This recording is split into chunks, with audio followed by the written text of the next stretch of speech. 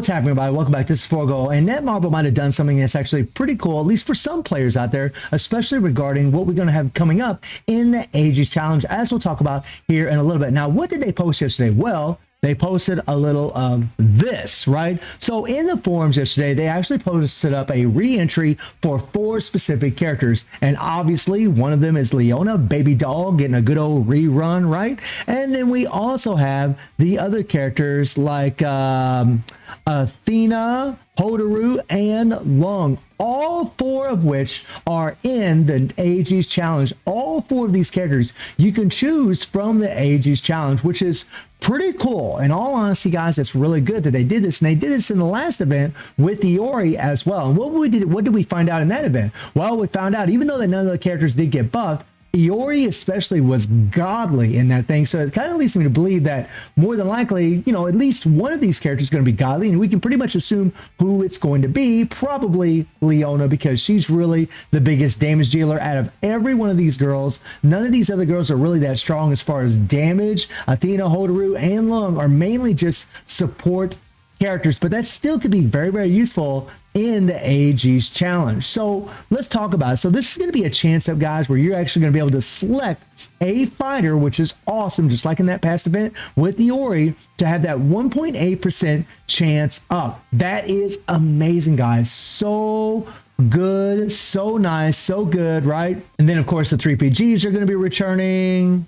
And then we have the return of these 3 card sets. Now, this is the Athena set, which is actually really godly on a character like Iori. Not the best anymore, but it's still really, really good. You have the Hearts Connected by Music set, which is the Hodoru set. This is a set that if everybody was playing during that event, got for free. And then the Mischievous Joke set, which is the Leona set, which is pretty godly, especially for attack type fighters that have burn, or you're able to apply burn before you do your attack. So really awesome that they're returning all those sets with all those current banners. That's awesome. Then we have, you know, all this stuff, and then we have the KOF pass, which is actually going to have a EX selector in it. And this is the way it should be. They should have a KOF EX selector in every one of these KOF passes. It is high time that they do that, or if they're going to keep putting BS and SS selectors in there, make our BS and SS select characters better for our events, or at least better in game modes that are going to give us some decent rewards. And that's pretty much about it. So let's talk about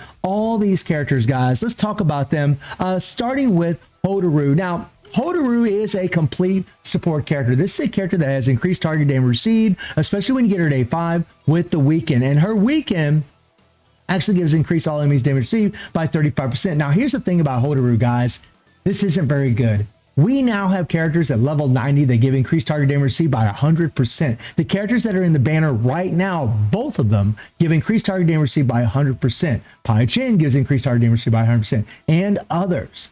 So, and they're at level 90. So this isn't really good at all. Hodoru is a good support, guys, because of her leadership. This leadership for female fighters is awesome. You know, with extreme fighter attack by 35%, female fighter attack by 35%, 70% attack for females. Very, very good for them. Awesome, in fact, I would say. And her core, you know, does increase the critical damage of tagged in extreme fighter by 15% for 12 seconds, and all enemies damage received by 15%. Again, this is good, but it's just not as good as what we have right now, especially with Cosme in there, guys. Cosme gives increased critical damage by 48%. She'll work on any fighter in the game. And her leadership is good for the males and the females. It's kind of one of those deals where, you know, we have characters that are already just so good, even at level 90. Pulling for a character like this is going to be difficult, because the thing is, Hodoru has this 3 PG, right? And her 3 PG is a wonky one to play. It's a good one, but it's wonky. And the reason it's wonky is because whenever you use her 3 PG and another character that we're going to talk about in a little bit, you have to have their 3 PGs ready, or 3 bars of PG at the bottom of the screen ready before you drop them in. So you can go into their 3 PG immediately. The problem with Hodoru's is that it doesn't cancel Geese's Raging Storm. You can still get canceled by Rugal's Explosion. They'll still do it even when you do your 3 PG. So it's pretty damn annoying to use her in quite a few circumstances, especially in guild raid. It's still a good 3PG. It still offers some amazing buffs with the increased attack of all teammates, including self, by 50% and decrease all enemy defense by 50%. It's still amazing. All right. So if you have Hodoru and you want to get this 3PG, it might be worth it for you because it really is amazing. But again, if you're playing during this event, you got this thing for free. But Hodoru is really going to be the worst of all these characters. Even as good as she is, she does have also buffs in her skills that are good for the opponents, and she does have shock, and her shock is ridiculous. It's really, really good. But I mean, unless she proves to be really awesome in that event, which I kind of wonder about. I mean, her support pass is going to be good, but I don't think she's really going to be breaking Ginnitz down to where he actually goes into the groggy state, but we'll see. The next character that I want to touch on is Long. Now, Long has an amazing leadership for your male fighters. She is awesome, guys. And unlike Hodoru, she does have increased target damage received by 100%. She actually does have that in her kit. She also increased critical damage by 100%. Well, that's just for herself. I'm sorry. But this is really where it's at for her, right? This best sister ever. If the enemy has both Wild Star and Shocking Sister, which is his first and third skill at the same time, both effects are removed and Cool Sister is applied for 20 seconds. Decrease attack by 90%, decrease defenses by 80%, and increase enemy's target damage received by 100%. This buff is insane. And not only that, but her second skill also will increase critical damage, right? If you just tap it, it'll give critical damage to all teammates by 15% for 10 seconds. But if you hold it down, it'll give critical damage by 25%. You'll find most of the time you won't use this except for like in Guild Boss Challenge, Guild Boss Raid, or Guild Raid. Not so much, but you could if you really wanted to. And just like Hodoru, guys, her 3PG, you have to have it ready whenever you drop her in. You need 3 bars of PG whenever you drop her in order to use this thing successfully. And it does offer critical damage to all teammates and self by 15%, right? It's really good. But unlike Hodoru, her 3PG does interrupt Geese or Rugal in Guild Raid and stop them from doing their explosion or the Raging Storm, right? It actually interrupts them. And it's a much better setup and really a much better character than Hodoru. The only advantage I'd give Hodoru over Long is her leadership. That's pretty much it. But Long, even at level 90, is going to be a better support than Hodoru, and she has shock in her kit and burn, by the way. I mean, she's pretty damn quality, guys. Like, she's a really good support, which leads me into the next one, which is Athena. Now, of all these girls, Athena, in my opinion, has the most well-rounded leadership for both female and male fighters. However, you know, if you have Cosme, then you're really not going to need this. However, something I want to mention about Athena is that whenever you do her second skill, it applies shock and chill, right? It is godly because these are both the relevant dots for Nightmare Geese. So if you're having problems with Geese, if he's an issue for you, this is going to be a really amazing character to have, even at level 90, because you're going to get the leadership and you're going to be able to easily break that meter if you have her SS3PG or if you have her newest 3PG.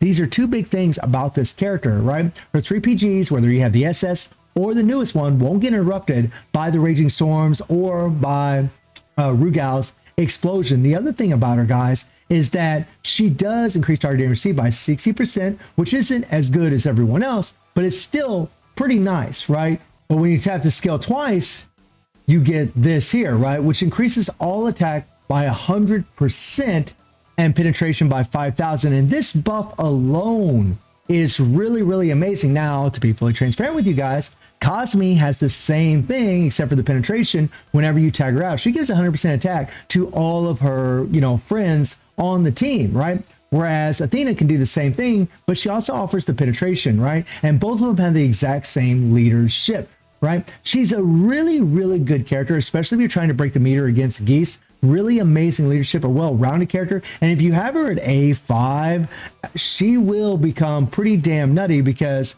you can actually, you know, give critical rate and critical damage, but you can also increase the damage of blast skills by 50%. Which is good. Now, keep in mind that a character like EX Shizuru actually increases blast skills by 60% just from her skills at level 90. But still, along with the penetration and the 100% attack and the leadership, Athena's pretty damn awesome. She's a really great character to have. And that's something, by the way, I didn't even mention about Long, is that her EX core is awesome because she has the better of both worlds. She can actually increase blast skill damage by 50%, or she can increase strike skill damage by 50%.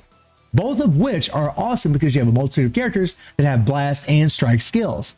That's also really, really good. And then we get to last but definitely not least, and that's Leona. Leona's going to be the heavy hitter of the bunch. She's going to be the one with the most damage. Now, her leadership is okay, but it's kind of lackluster because it's kind of niche for only blue element fighters.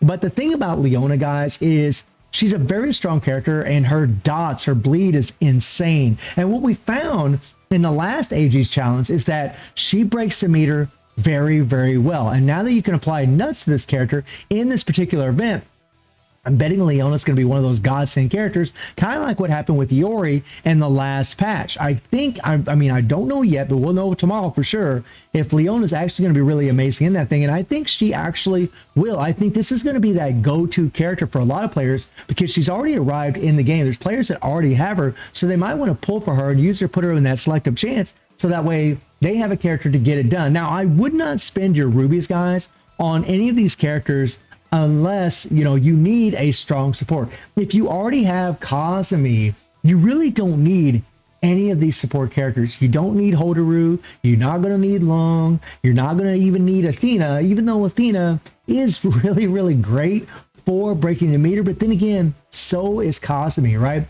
If you have Kazumi's 3 PG, it's kind of one of those deals where I feel like the only character really worth pulling for, especially due to the recent supports that we got, is Leona. Leona has Limitless also. So if you take her to A5, and I'm not saying this because I'm biased because she's my waifu, I'm just telling you guys these are the facts, right? If you already have Kazumi, there really is no need to have any of these other support characters unless they're your favorite characters. And that goes without saying for any character in the game. But Leona does have Limitless, guys, and this has proved to be a pretty broken effect. It didn't prove to be super well. Actually, it was broken in the last event. It's just you guys didn't really see it because you needed 3 characters with Limitless to really get it done and really do well in that event. But Limitless really wasn't the greatest in the last AG's challenge. However, maybe in this one it will be. We really don't know just yet, but it's still a broken effect for like the boss showdowns, for like whenever you get collaborations. It's amazing because you're in iframes every time you're default, and this decreases the skill cooldown of your default by 80%